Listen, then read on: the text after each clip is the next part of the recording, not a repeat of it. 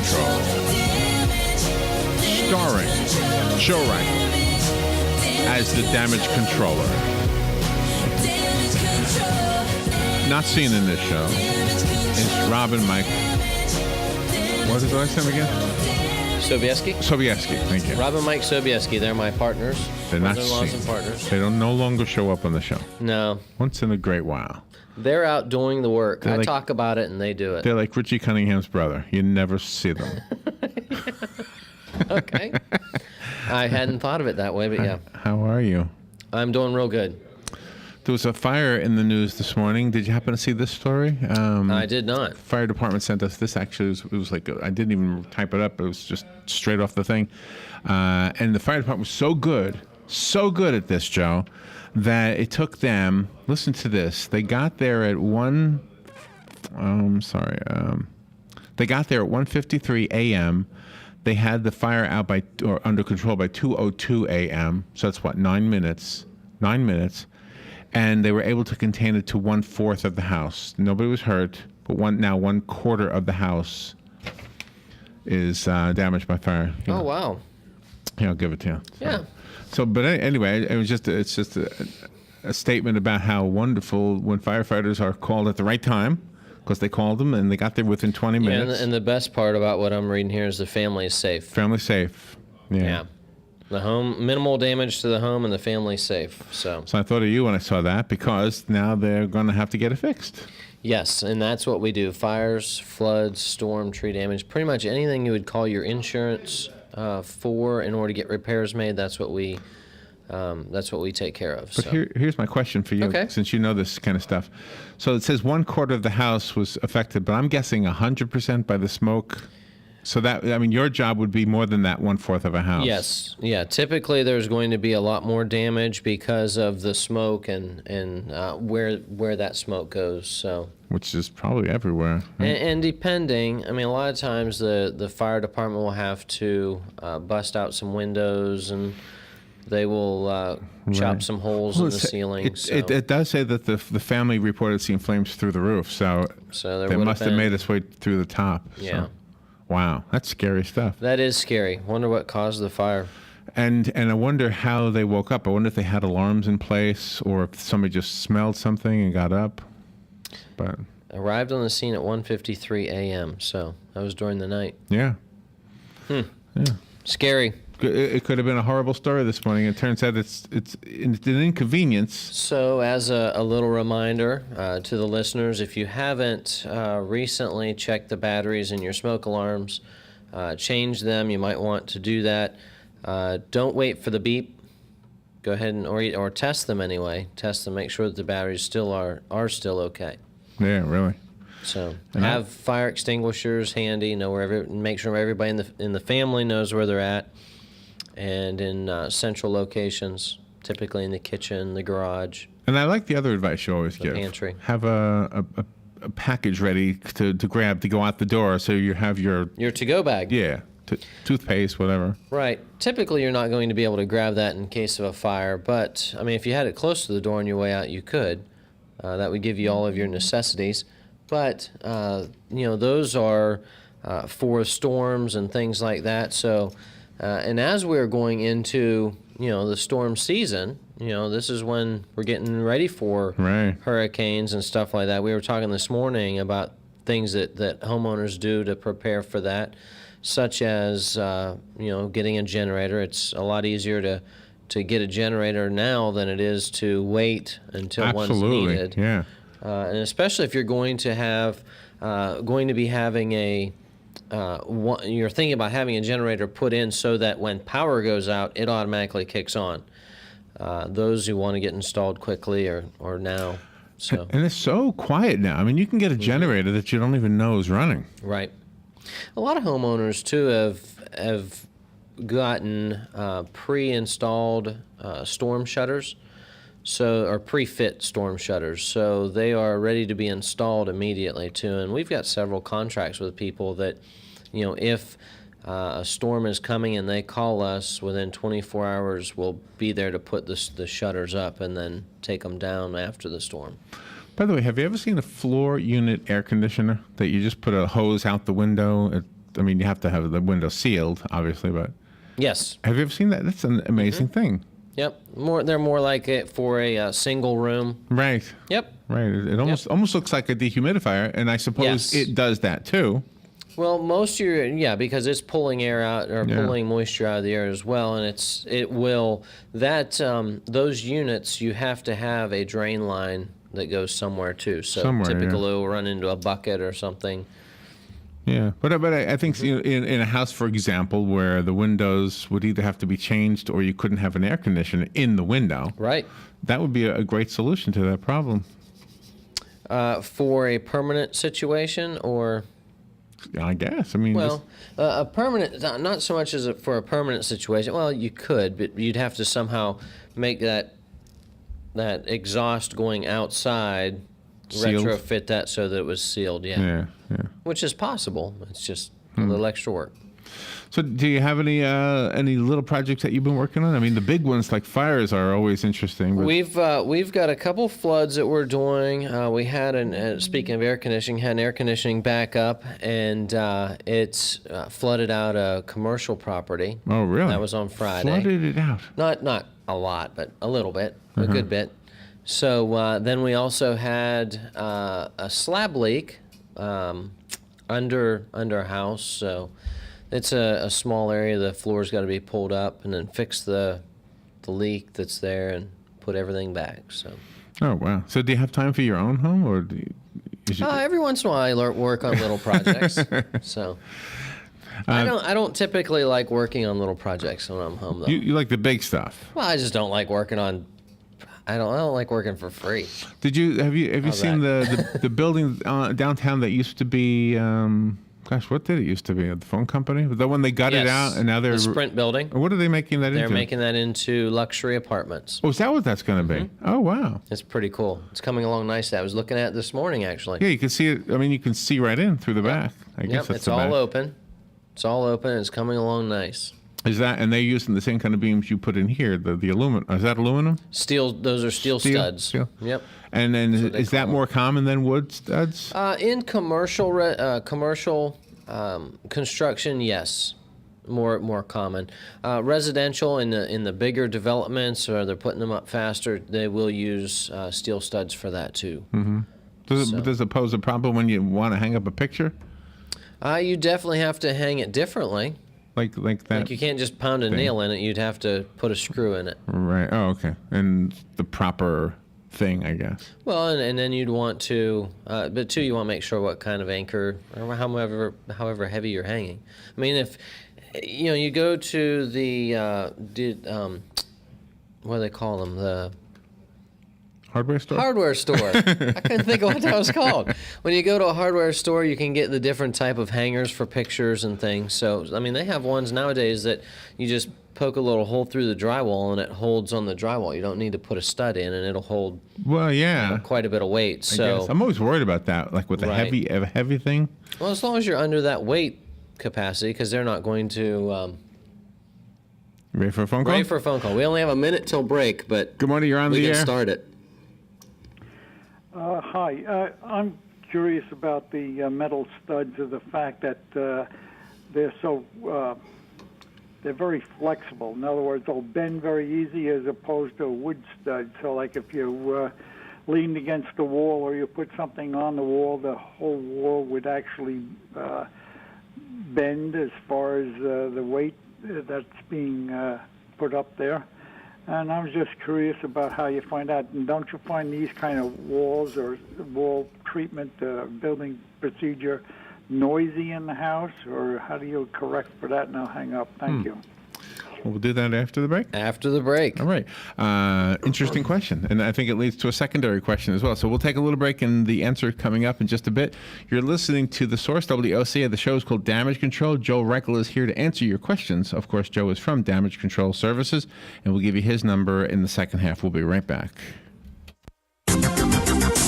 The weather is brought to you by myfwc.com. Safe boating is no accident. A warm day with clouds and sun today with a shower and thunderstorm around mainly during the afternoon hours. The high 84 to 88. For tonight, mostly cloudy with a couple of showers and a thunderstorm in the area early. Low 66 to 70. Mostly cloudy tomorrow with a shower or thunderstorm around at the afternoon. High 84 to 88. Thursday, variable cloudiness with a couple of showers and a thunderstorm. The high 83 to 87. From the Florida Weather Center, I'm meteorologist Joe Lundberg. Hey, I'm Gary. And I'm Eric. Did you know that Red Eye Radio is on WOCA The Source every night from 2 to 6 a.m. and it's live? That's right. No tape shows here. We know that the news doesn't sleep. And neither do we. So we're here with you live from 2 till 6 a.m. every weekday. Call us 866-90-RED-EYE. So join me, Gary McNamara. And me, Eric Harley, every weeknight to discuss the latest in news and entertainment. Right here on WOCA The Source. Hey, Matt, I know Sunrise Automotive does auto stuff, but I need some tires for my truck. Can you recommend someone? Yes, I can. We do that. No, I mean, I need them installed and balanced and all that. Yep, we do that. Well, my son needed his windows tinted. Yep, we do that. I need my too. seat replaced. Yep, we do that too. I need a new roof line, and a new spoiler, and a new trunk. We can even do that too. Okay, I get it. I suppose you can also do a radio show too, huh? Well, as a matter of fact, join me every Monday at 10 for auto repair with personal care here on The Source. Of course you do. Good credits, bad credits. It's none of our business because we're not an auto dealer. We're not a bank. We're not your mother. We're OcalaForSale.com. Marion County's marketplace for cars, trucks, and SUVs. We've got thousands of sellers standing by to take your call. No middleman. But hurry, don't walk, don't run. Just sit down and log on to OcalaForSale.com. Prices and inventory change daily. Offer does not include dealer upcharge. Undercutting, rust proofing, factory surcharge, or delivery fee. See website for details. Do you have areas that have started sagging or drooping? Is what you're looking at not quite the same as it was years ago? Are there enhancements you've been putting off? Is there serious damage you need fixed? Then call on us, Damage Control Services, when your roof is sagging and the drywall is drooping after a storm, or your home just needs some enhancements. From damage repairs to new construction, Damage Control Services is here to help. Hi, I'm Leah Caruso with Strive Rehabilitation, inviting you to join me Thursday at 11 a.m. for Health Matters. Ocala Health and Strive have teamed up to bring you the latest information on good health services available to you right here at home. This vital information will help you make informed decisions about your health. So don't forget to join me here at 11 a.m. Thursday. It's news you can use from Ocala Health, Strive, and your friends here at WOCA. All right. If you're working on a do-it-yourself home repair job and you need a little bit of advice, Joe is here to answer your questions. Joe Reichel is one of the owners of Damage Control Services, and that's what he does professionally. He helps people repair the things that are damaged. The phone number right now is 622-9622, and we're waiting for the answer. Okay, so the question was metal studs versus wood studs. Do they warp and bend? And also as far as load bearing. So I did a little research, checked on Google for this, and basically steel studs, steel framing, metal framing wins in all categories. I, however, have not used metal very much at all. Most of the framing that we've done is we've used wood framing. And that is because it's more common in residential. Commercial is where you have more of the metal studs. However, there are more and more homes that are being built with the metal studs. The reasons for that, one of the things is that metal lasts a lot longer. You don't have to worry about termites and carpenter ants, things like that, with metal studs, or with wood studs like you do. So also the metal studs are a lot lighter. You can install them faster, is one of the things that they say. And you just cut them with a snip. You don't have to get a saw out and do all that. So the load-bearing part of this, once a metal steel studs, metal studs are installed, they do not have the individual bend like they do like they are individually. So once they're put together properly with the track on top and bottom, you don't have the bend and the twist like you do when they're alone. That was one of the questions, I think, as far as load bearing. Okay. So once that wall's up and the drywall's put on it, it holds everything solid. So each layer, as it goes together, you create a stronger and stronger unit. Now, as far as sound or insulation, that would be just like any other wall that was installed. You don't need to. You don't have any better sound deadening or insulation with wood versus metal. Not from what I've read anyway. So the as you go through that, it's just a matter of figuring out what you want cost-wise, what you can get. Right. So, well, like if I was thinking about hanging up a picture, that wouldn't be a concern. But hanging up a whole wall of cabinets, like in the kitchen area here at the station. Well, they have different fasteners that you can use for metal framing that are anchors, different anchors that will fasten into. And then typically, if you just put a screw in, that screw goes in and will lock in just like any other screw into a metal stud or into a wood stud. The nice thing, one of the nice things are, with metal studs, two of the nice benefits. Wood framing, whenever you're installing a wall, the truss or the stud span is 16 inches. Every 16 inches, typically, you have a stud in a wall. In metal framing, you're able to go every 24 inches. Oh, really? So you're using less studs. You're also, those metal studs have holes that are pre-drilled through them. Right. So that when you run electrical or wires for sound system or whatever, or plumbing can go directly through those holes, and you don't have to drill it out like you do for a wood frame wall. Wow. So that sounds like, like you said at the beginning of your answer, it wins in all categories. That's what, that's one of the reasons that I find benefit in it. But, if you look on, all I did is I looked up, are metal studs stronger than wood? And that was the answer. So when you are rewiring a wood stud house. Yes. Obviously the wires go where the wires were, but how do they get past the studs? How do they do that? Well, if you're rewiring, you'd need to take drywall off and then drill through those studs in that area. If you needed to move it somewhere that it wasn't. If let's just say you wanted to put a wire in a wall somewhere. Right. If you can get up into the attic, you can drill down through the top plate and then come down next to, cut a hole next to a stud. You need to make sure it's next to a stud, and because that box will mount on the stud. Is there a way to test wiring to see if it might be needing to be changed so that there's no fire, that kind of thing?